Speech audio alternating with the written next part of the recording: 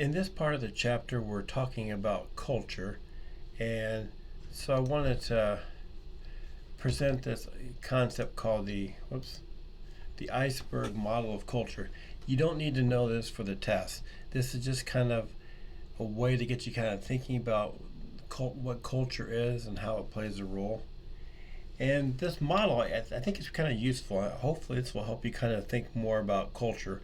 And what I'm trying to do is set you up to understand more about individualism versus collectivism. So think about for this an iceberg. We know the largest part of the iceberg is typically what's below the surface, what we can't see. So the reason this model uses this as kind of a metaphor is using an iceberg as a metaphor for culture, and it's suggesting some parts of culture we can see, other parts of it we can't. Now this will sound strange, but we'll go through this. And again, you don't need to know this for the test, but I think it might help you understand why we look at culture. The iceberg model of culture looks at says there's different levels. There's a surface level, and then there's kind of the below the surface, or the what's kind of called the deep culture. So let's start with the surface culture. This is what we see above the waterline in terms of the iceberg metaphor. So think about some of the things in here. These are the parts of the culture that are easy to notice. We can easily see these things. Think about things like the type of food that's eaten in the culture, the way people dress, the music, the literature, the language, the celebrations they have.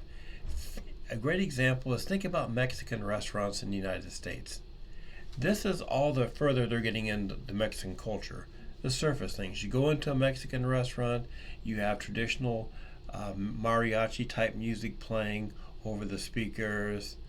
The wait staff will at least greet you by saying hola, hi amigo, or hola amigos. So they'll use a little bit of Spanish, not a lot, but they'll use a little bit to give you that kind of a flavor of what it's like. And then the food, and then think about the decorations in a Mexican restaurant. Those are all things that are basically at the surface level. Let's take another example. It's the third Thursday in November. What are you going to eat? If you stop and think about this, the third Thursday in November is Thanksgiving.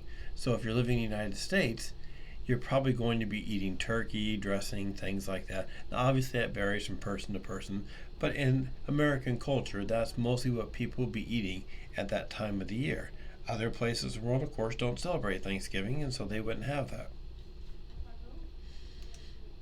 Then we get into the deeper part of culture, things that aren't quite as obvious.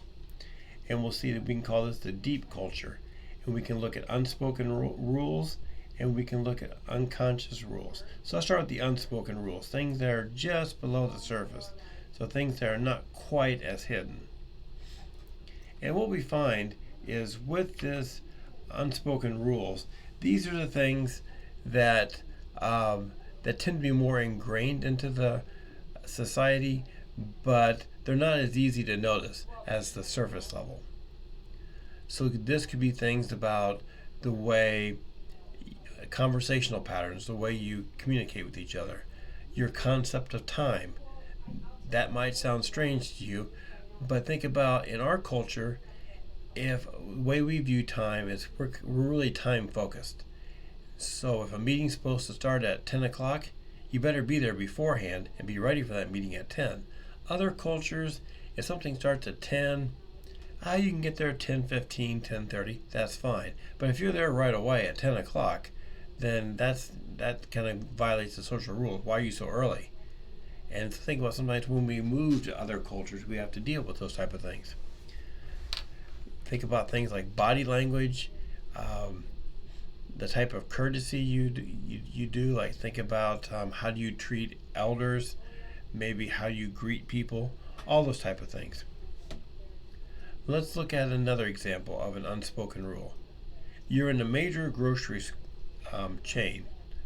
store chain like Hy-Vee, Target, Walmart, and you're standing in line at the checkout. How do you know what to pay for your items? Now that may seem strange, or seem obvious to us, but you know because that's the price on the shelf. But think about in other cultures, the price is negotiable. You can haggle for how much you want to pay for a certain item, for like maybe a watermelon. How much do you want to pay for that watermelon? Well, it isn't just the price list there. You can negotiate. And think about too, even something maybe a slightly less extreme example. Think about Europe. In Europe, the price on the counter, or you see on the shelf, is the price you get. When people from Europe come to America, they don't they're not used to the sales tax not being included. So when we buy something, the price on the shelf is what it is, but it doesn't include the sales tax. And so when you get up to pay for things, if you're from Europe, you can be in for a surprise because you didn't know that the sales tax wasn't already included. Another part of this deeper culture is what we can call unconscious rules. So these things are much deeper in the culture and probably much harder to learn. So think about things in this category would be items that we don't really talk about, and you may not even realize you have them. So think about like different values, like what we consider beautiful, how you go about dating somebody, how leadership should be done. How do you make decisions in groups?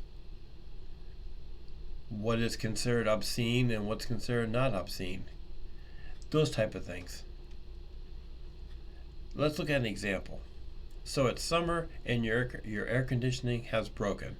Your family is lounging around the house and your children are playing in the family room. It's getting quite hot. How do you cool off?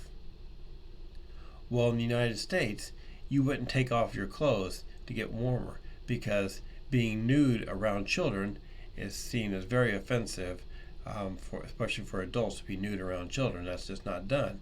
Other cultures, nudity isn't as big of a deal. Think about another example. I believe, let's see, is it Norway?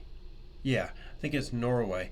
In Norway, in the winters, a lot of times you'll see a baby stroller outside in the winter with a baby in it. Now the baby, of course, is warm and stuff, but a cultural belief for them is that you need to get kids used to the cold. Now the kids are not in any kind of danger at all. They're definitely warm enough and so forth. But you see that more common. Now here in the winter, if you had your baby stroller sitting out on your patio in the winter, no matter how warm the kid is, you'd probably be arrested and written up for child abuse. And so it's another example of some of these kind of deeper cultural issues.